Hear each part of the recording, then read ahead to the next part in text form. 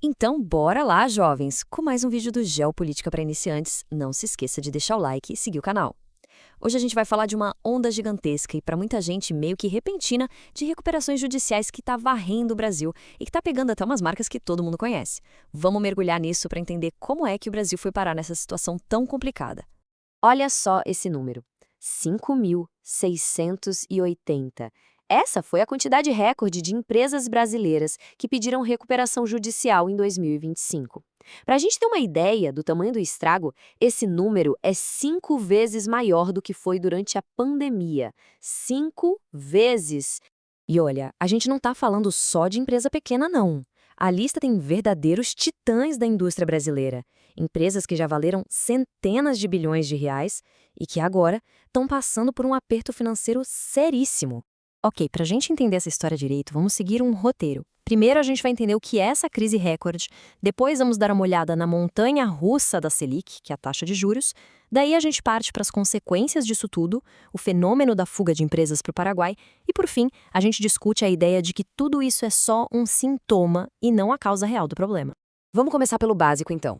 Quando uma empresa está afundada em dívidas e não consegue mais pagar as contas, ela tem alguns caminhos legais que pode seguir. É super importante a gente entender a diferença entre eles. Basicamente, são três opções. A primeira é a famosa recuperação judicial, a RJOP.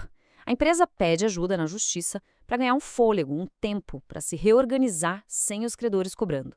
A segunda é a recuperação extrajudicial, ou RE. É um acordo mais rápido fora do tribunal, mas precisa que a maioria dos credores concorde. E a terceira é a falência. Aí já era. É o fim da linha, fecha tudo e vende o que der para pagar as dívidas. O ponto-chave é que as duas primeiras opções servem para tentar salvar o negócio. A falência é mesmo o último recurso. Beleza. Agora, vamos para o centro do furacão. Porque tem um fator que está no coração dessa crise toda: a nossa taxa básica de juros, a Selic. Essa linha do tempo mostra a verdadeira loucura que foram esses últimos anos. Em 2020, para combater a crise da pandemia, a Selic foi lá para baixo, 2%, o mínimo histórico.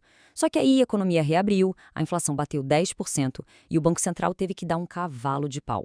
A Selic disparou para 13,75% em 2022 e, em 2025, chegou a 15%, o maior nível em 20 anos. Ou seja, o remédio para a pandemia gerou uma inflação e o remédio para a inflação, bom, gerou essa crise de agora. Agora, vamos ver na prática o efeito dominó que esses juros altos causaram. E para isso, vamos pegar o caso da Raízen, uma das maiores empresas de cana-de-açúcar do mundo. Os números aqui são chocantes. A Raízen teve uma receita de 174 bilhões de reais. É muito dinheiro. O lucro da operação foi de 7,3 bilhões. Só que as despesas com os juros da dívida foram de 7,2 bilhões. Basicamente, todo o lucro que a empresa gerou foi engolido só para pagar juros. O resultado final ficou praticamente no zero.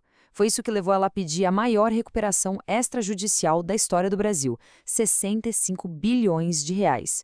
Lembrando, pessoal, deixa o like e se inscreva no canal para ajudar a gente a crescer.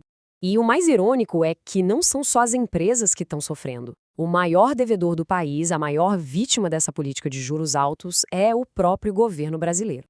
Esse gráfico aqui deixa tudo bem claro. A dívida total do Brasil, comparada com o nosso PIB, nem é das piores. É menor que a dos Estados Unidos, por exemplo. Mas olha a fatia do bolo que vai só para pagar juros. É quase 8% do PIB. Nos Estados Unidos e na Argentina, fica em torno de 3%. Em 2025, essa conta custou para o bolso do contribuinte a bagatela de 1 trilhão de reais. 1 trilhão! Isso tudo nos leva a um paradoxo. Poxa, se existem ferramentas legais para tentar salvar as empresas, por que quase ninguém usa? Dos milhões de empresas que fecharam, menos de 0,3% tentaram uma recuperação. O resto, mais de 99%, simplesmente fechou as portas. Para ter uma ideia, nos Estados Unidos, até 30% das empresas em dificuldade tentam se reestruturar. Por que essa diferença brutal? Existem algumas razões bem claras. Primeiro, o estigma cultural. Aqui no Brasil, pedir recuperação judicial é visto como atestado de fracasso. Segundo, a nossa burocracia, que é paralisante. Um processo desses pode se arrastar por 10 anos aqui, enquanto nos Estados Unidos leva a 1 ou 2. E por último, o poder gigantesco dos grandes credores, principalmente os bancos, que acabam travando as negociações para garantir os seus próprios interesses. Com esse cenário todo travado no Brasil, algumas empresas estão tomando uma atitude radical. Elas estão se mudando para um país vizinho que, por muito tempo, a gente aqui no Brasil meio que subestimou. O contraste na questão dos impostos é gritante. De um lado, o que muitos chamam de manicômio tributário brasileiro, com uma teia complexa de impostos que não acaba mais. Do outro, o Paraguai e o seu sistema super simples, o 10-10-10. 10% de imposto de renda para pessoa física, 10% para empresa e 10% de IVA. É outro mundo. Essa frase do CEO da Lupo, uma empresa de mais de 100 anos aqui no Brasil, é muito forte. Ao abrir uma fábrica no Paraguai, eles conseguiram cortar os custos de produção em 28%. E eles não foram os únicos, não. Centenas de outras empresas brasileiras já fizeram ou estão fazendo esse mesmo movimento. Bom, vamos para o nosso ponto final. Aqui é onde a gente amarra tudo e percebe que, no fundo, a taxa Selic nas alturas não é a verdadeira causa de tudo isso. A grande sacada é essa.